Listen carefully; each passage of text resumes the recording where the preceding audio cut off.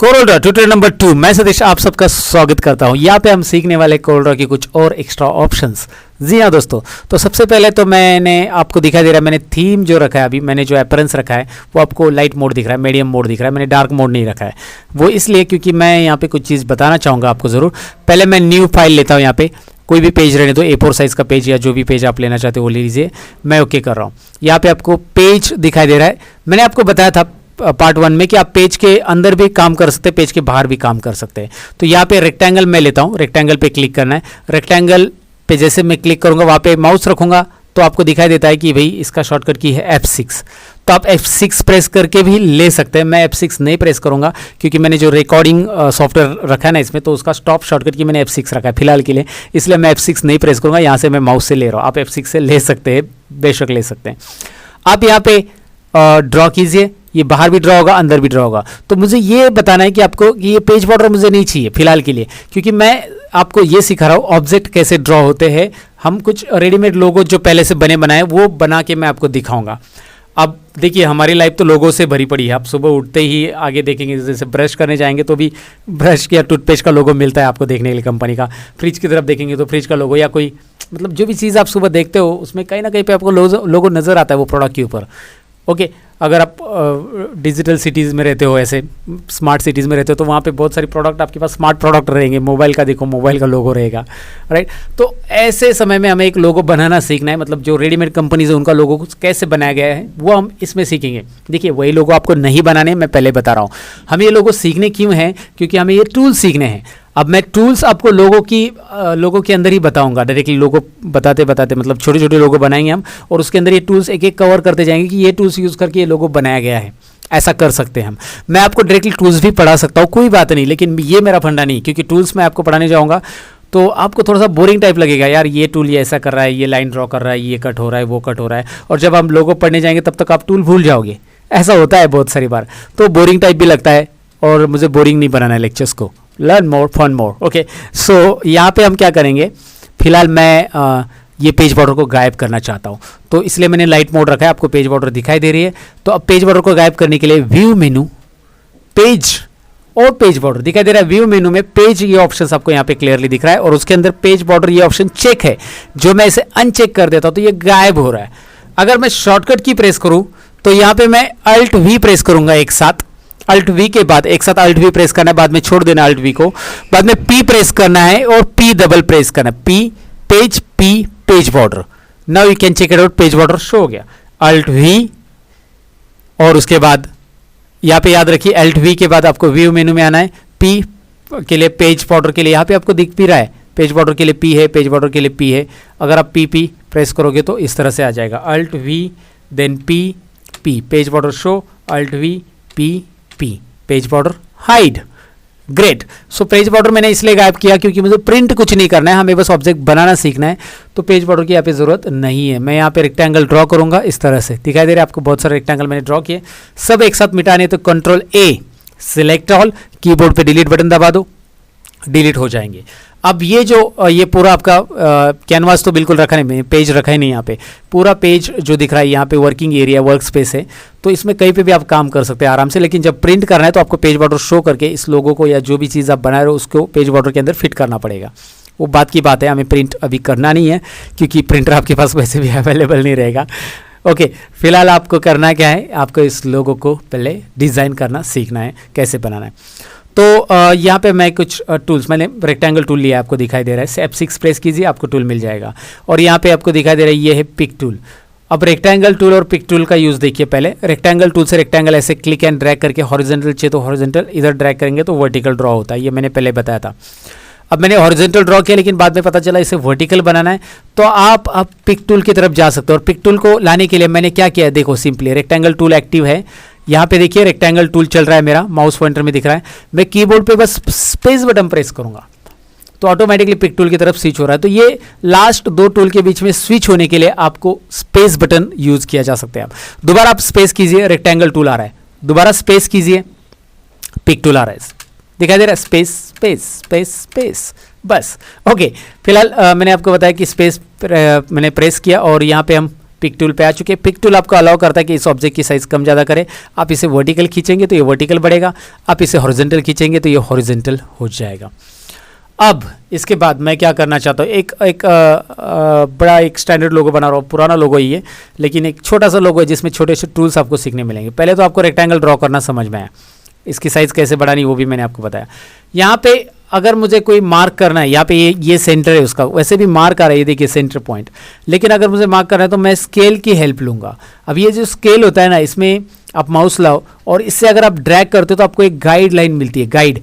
ये guide line आप drag करोगे तो यहाँ पे देखो माउस पॉइंटर आ रहा है, मिड पॉइंट नाम आ रहा है, यहाँ पे माउस पॉइंटर लेके आ जाओगे, देखो सेंटर पॉइंट नाम आ रहा है। मेरे केस में ये आ रहा है, अगर आपके केस में ये नाम नहीं दिखाई दे रहा है तो आपको मैं पहले बता देता हूँ, व्यू में जाओ और व्यू में जाकर यहाँ पे आपको करना है स्नैप मोड ऑन।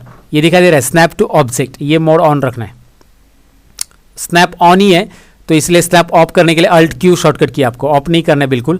ये ऑफ वर्ड यहाँ पे दिख रहा है, अगर आप इसे क्लिक कर दो तो ये यहाँ पे ऑफ हो जाएगा, लेकिन फिलहाल ऑफ नहीं करना है। ऑब्जेक्ट्स ये वाला ऑप्शन चेक रखिए और ये ऑलरेडी चेक है हमारा। तो जैसे मैं गाइडलाइन लेता हूँ या कुछ भी चीज़ लेता हूँ तो वहाँ पे वो नाम आता है, देखिए एज आ रहा है, यहाँ पे माउस लाते हो तो इसका मिड पॉइंट नाम आ रहा है, यहाँ पे माउस लाते हो तो माउस जहाँ पे लाते हो उसका नाम आता है और ये से बोलते हैं स्नैप टू ऑब्जेक्ट। और ये गाइडलाइन जो होती है आप हॉरिजॉन्टल और वर्टिकल दोनों तरफ से खींच सकते हो, ऊपर के स्केल से भी खींच सकते हैं ऐसे, यहाँ पे लाके रख दो मिड पॉइंट में, या फिर माउस आप मिड पॉइंट में लाओ, देखो सेंटर नाम आ रहा है, यहाँ पे ड्रॉप कर दो। सो गाइडलाइन आपको सेंटर डिटेक्ट करने के लिए, आप बहुत सारी चीज़ें डिटेक्ट करने के लिए यूज़फुल होती है। सो गाइडलाइन कैसे लेना है मैंने आपको बता दिया। इसके लिए आप देख सकते हैं व्यू में रूलर्स करके एक ऑप्शन है, अल्ट शिफ्ट आर इसकी शॉर्टकट की। अगर रूलर्स गायब है आपके तो अगर ये गायब है तो ही आप अल्ट शिफ्ट आर प्रेस कीजिए, रूलर आ जाएंगे। तो ये चीज़ें मैं बेसिक लेवल पे इसलिए बता रहा हूँ ताकि बहुत सारे लोग ये बाद में सवाल करते कि सर मेरा रूलर्स गायब है, कभी मेरा गाइडलाइन नहीं आ रहा है, ये चीज़ें हो रही, वो चीज़ें हो रही। तो ये सारी चीज़ें मैं यहाँ पे कवर कर रहा हूँ आपके लिए।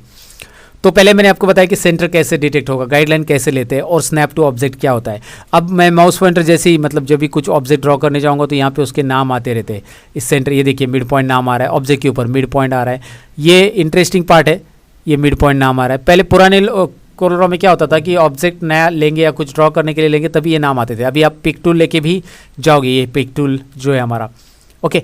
सो पिक टूल लेके भी जाओगे उस पोजीशन पे तो उसका नाम आ रहा है, ओके। इसे स्नैप टू ऑब्जेक्ट रखा है इसलिए नाम आ रहा है, ठीक है। इसे ऑन ही रहने दो। गाइडलाइन लेना कैसे मैंने बताया, गाइडलाइन नहीं चाहिए तो कैसे करेंगे, इस पर क्लिक करो डिलीट करो। वैसे भी गाइडलाइन प्रिंट में नहीं आती, ये बात ध्यान में रखो। ये गाइडलाइन आपको गाइड करने के लिए, क्लिक करो उस गाइडलाइन पे, रेड हो जाती हो, बाजू में क्लिक करोगे तो ब्लू, क्योंकि वो गाइडलाइन सिलेक्ट नहीं है। जब उसके ऊपर क्लिक करोगे तो गाइडलाइन सिलेक्ट है, उसके ऊपर और एक बार क्लिक करोगे, ओह सॉरी ज़्यादा क्लिक हो गया, ये डॉक विंडो आ गया गाइडलाइंस का, ये बाद में देखने वाले डॉक विंडो को हम इसे बंद कर दो। गाइडलाइन को एक और बार क्लिक करो, रेड मतलब पहले सिलेक्ट होगा और एक बार क्लिक किया तो ये रोटेट पॉइंट आ रहा है। इस गाइडलाइन को आप यहाँ से रोटेट भी कर सकते हैं। ये गाइडलाइन ऐसे रखना है, ये गाइडलाइन ऐसे रखना है, जैसे रखना है वैसे आप रोटेट करके रख सकते हैं। डिलीट कर दो। गाइडलाइन का यूज़ है आगे, लेकिन मैंने बता दिया ताकि आपको पता चले कि ऑब्जेक्ट का सेंटर पॉइंट वगैरह कैसे डिटेक्ट होगा, ओके। सो ठीक है, मैंने ये कर दिया। और अब मैं आपको बताने वाला हूँ एक टूल जिसका नाम है, मैं यहाँ पे आ रहा हूँ शेप टूल में।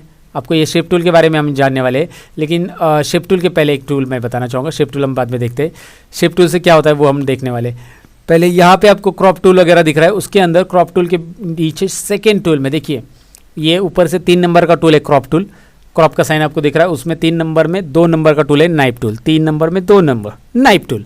तो नाइफ टूल ये ले लो, नाइफ नाइफ चाकू, ओके। काटना है हमें, लेकिन कैसे काटना है, अगर आप नाइफ टूल के डायरेक्टली यूज़ करने जाओगे तो प्रॉब्लम हो जाएगा।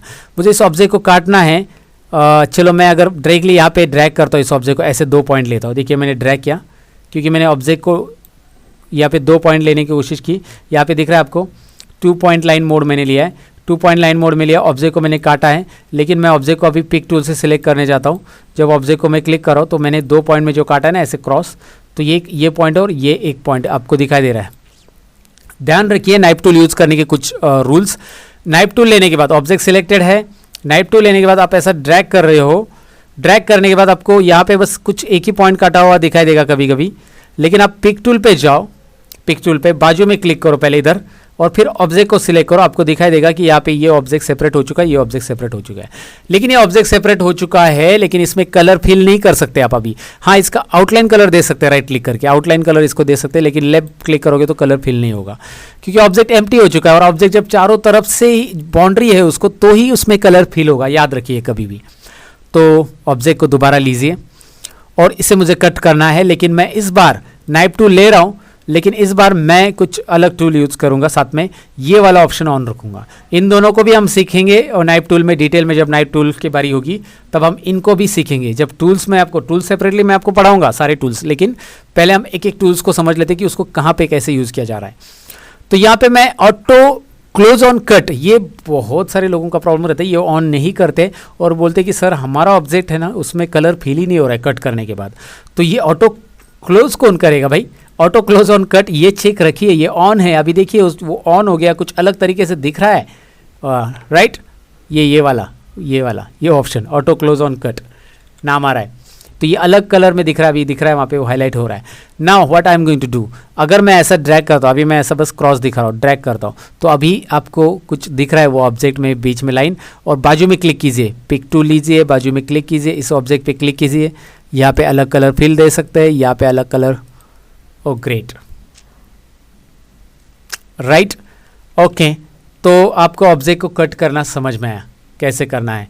तो ऑब्जेक्ट को कट करने के लिए बहुत सिंपल सी बात है, आपको नाइफ टूल लेना है। नाइफ टूल लेने के बाद आप यहाँ पे देखिए, यहाँ पे इसको सेंटर में से कट करना है। आप गाइडलाइन लेके रखेंगे तो भी चलेगा अभी, या मैं सीधी लाइन ड्रॉ करूँगा, ये सेंटर में कट हो गया है।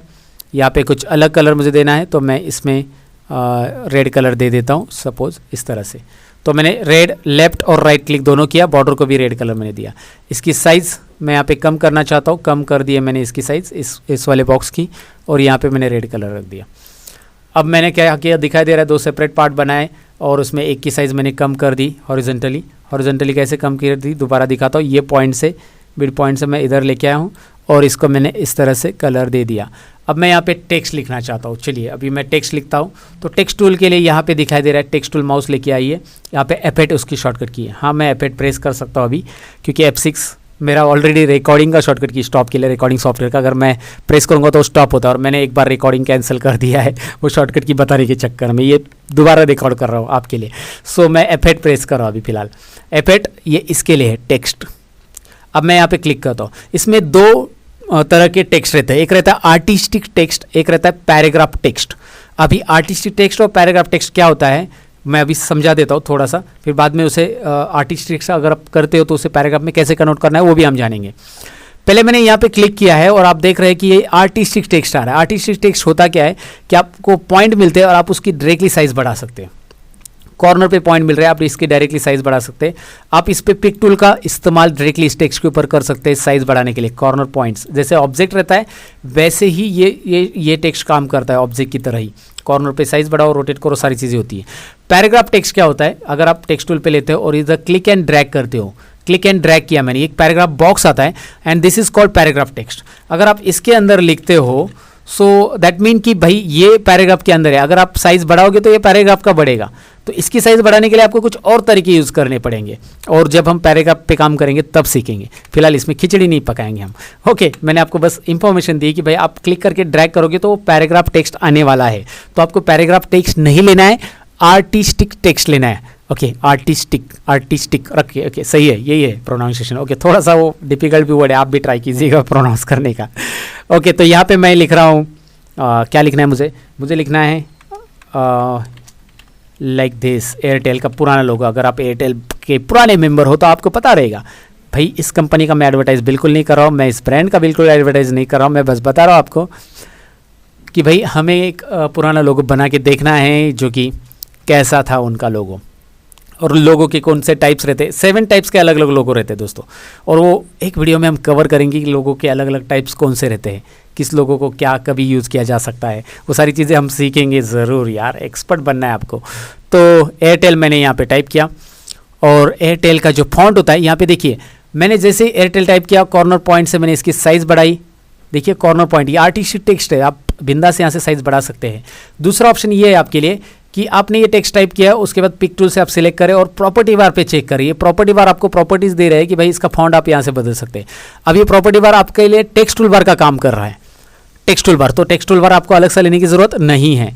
तो यहाँ पे आपको फॉन्ट बदलना है, यहाँ पे अलग अलग फॉन्ट कैसे इंस्टॉल करना है, हिंदी फॉन्ट कैसे इंस्टॉल करना है, ये भी हमें जानना है। सब बता रहा हूँ मैं आपको क्या क्या चीज़ें होने वाली, ताकि आपको पता चले कि कोरोड्रॉ में आप मास्टर बनने वाले हो। तो चलिए मैंने ये वाला फॉन्ट ले लिया, आपको जो पसंद है। अभी फिलहाल तो हमें एग्जैक्टली जाना नहीं है लोगों के ऊपर, हमें बस देखना है फॉन्ट कैसे बदलना है, तो हमने जान लिया। यहाँ पे फॉन्ट की साइज़ और कम करनी, तो यहाँ से आप कम कर सकते हैं, पॉइंट्स भी दिए गए हैं। And you will have the options of bold and italic and underline. ये ऑप्शन तो इस फॉन्ट के लिए अवेलेबल नहीं है, ओके, एरियल राउंड के लिए तो फिलहाल वो नहीं हाईलाइट हो रहे। अगर आप दूसरा फॉन्ट लेते हो so that options will be available there. Like इसके लिए है क्या, इसके लिए भी नहीं है, किसके लिए है फिर वो ऑप्शंस, कैलिब्री के लिए रहेंगे।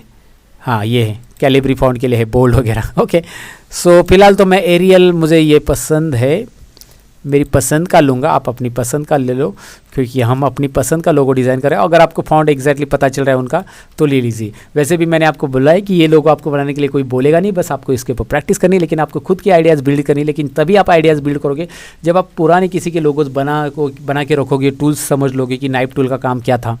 ओके, तो अभी एयरटेल मैंने टाइप किया और इसमें रख दिया, और इसकी साइज़ वगैरह मुझे जैसे चाहिए तो वैसे रख दी। एक और चीज़ मुझे करनी, टेक्स्ट टूल बार पे दोबारा जाऊंगा, एयरटेल और टेल के बीच में मैं स्पेस रखूंगा। अब मैंने ये क्यों रखा है मैं आपको बताऊंगा। पिक टूल लिया मैंने, एयर और टेल के बीच में मैंने स्पेस रखा है। अब मैं इन दोनों वर्ड को अलग अलग करना चाहता हूँ। ऑफकोर्स मैंने इसमें स्पेस रखा है तो मैं अलग कर सकता हूँ, और उसके लिए मुझे ऑब्जेक्ट में एक ऑप्शन मिलता है।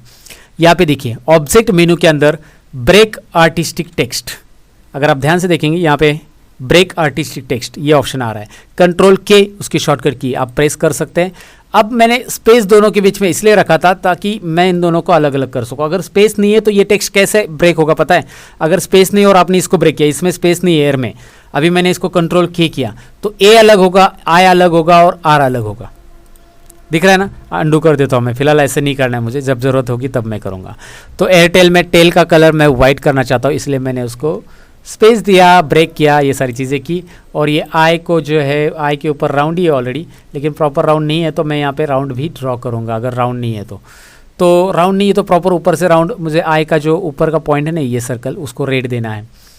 तो मैं करूँगा एक यहाँ पे एक काम करता हूँ, मैं एक सर्कल टूल लेता हूँ। यहाँ पे दिखाई दे रहा है F7, उसकी शॉर्टकट की आप कीबोर्ड पे F7 प्रेस कीजिए। इलिप्स टूल इसे बोलते हैं, ये इलिप्टिकल शेप्स ड्रॉ करता है। ये देखिए क्लिक एंड ड्रैग कर इलिप्स हो रहा है, लेकिन मैं इसे सर्कल ड्रॉ कराना चाहता हूँ तो मैं कंट्रोल की प्रेस करूँगा, सर्कल आसानी से ड्रॉ होगा। कंट्रोल छोड़ दूंगा, सर्कल नहीं ड्रॉ होगा, इलिप्स ड्रॉ होगा। तो आपको अंडा चाहिए यानी इलिप्स चाहिए तो कंट्रोल मत प्रेस कीजिएगा, और आपका कंट्रोल है उसके ऊपर तो वो आपको सर्कल देगा। तो कंट्रोल होना चाहिए आपका, तो कंट्रोल करो और छोटा सा सर्कल, नन्ना सा छोटा सा प्यारा सा सर्कल ड्रॉ करके यहाँ पे लाके रख दो guys. And now what you are going to do you I am going to apply the red colour, that's it. Left और राइट कलर करो बॉर्डर के ऊपर, F4 प्रेस करो। F4 प्रेस करने से जूम टू ऑल ऑब्जेक्ट होगा। एक छोटा सा लोगो हमने बना दिया है। कुछ चीज़ें हमने सीखी इस लोगो के अंदर, जैसे कि आपको टेक्स्ट को ब्रेक कैसे करना है, वो एक आइडिया आ गया। आपको ये पता चला नाइफ टूल से कट कैसे करते हैं। नाइफ टूल का आगे भी यूज़ हम डबल सीखेंगे, टूल्स हम डिटेल में सीखेंगे, लेकिन फिलहाल के लिए इस पार्ट में इतना ही कि आपको एक बेसिक लोगो कैसे बनाना है। मेरी आइडियाज़ जो होती है पढ़ाने की वो ऐसी है कि आपको टूल्स के अंदर जाने के पहले आपको मैं कुछ ऑब्जेक्ट के ऊपर वो टूल्स को अप्लाई करके दिखाऊं, ताकि वो आगे चलकर आपको यूज़ पता चले उसका हमेशा के लिए, तो इंटरेस्टिंग भी लगे ना। साथ में आप ये लोगो बना के ज़रूर देखिएगा, right. So thank you very much for watching. And website पे ये कोर्स देख रहे हो तो रिव्यू सबमिट करना ना भूलिएगा। कोर्स सेक्शन के अंदर रिव्यू ऑप्शंस रहता है, और आपको ट्यूटोरियल पसंद आ रहे हो तो रिव्यू ज़रूर दीजिएगा। आपका रिव्यू हमारे लिए बहुत इंपॉर्टेंट है guys. So kindly submit your review on website. Download करके देख रहे हो तो वेबसाइट पे लॉगिन करो और ज़रूर सबमिट करो आपका review. Thank you very much for watching. Bye bye guys.